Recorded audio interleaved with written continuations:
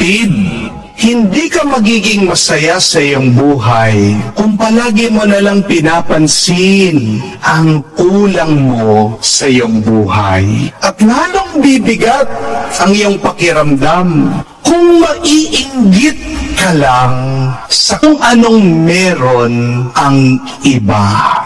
Remember, my dear friends, gratitude is our free antidepressant. Hindi niyo po kailangan na minom ng gamot, magbakasyon sa magagandang lugar, magkaroon ng maraming pera, para lang maging masaya. Magpasalamat ka lang sa Diyos palagi at palagi kang sasaya. Amen? Please, my dear friends, learn the habit of being grateful every day. If you want your daily life to be full of joy and happiness, how to be happy? Look at the things that you have already accomplished. Tingnan mo ang sarili mo. Huwag muna ang ibang tao. Tanungin mo ang iyong sarili. Ano na bang mga nagawa ko? Ano na ba yung mga problemang nalampasan ko? Ano ba yung mga tagumpay ko na sa aking buhay? Look at Jesus in the gospel. He was listing all of his accomplishments, and this gave him joy, and this glorified the Father. Hindi naman po siya nagmamayabang pero yung mga natapos niya, kinikilala niya na kaya nalampasan niya dahil buhay ang Diyos Ama sa kanya. Gumagalaw ang Espiritu ng Diyos sa kanya. Look at that, my dear friends.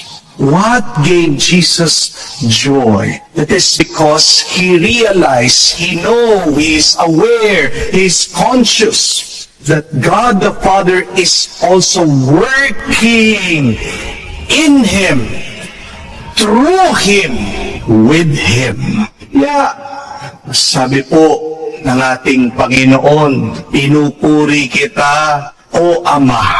I have finished the work that you have given to me.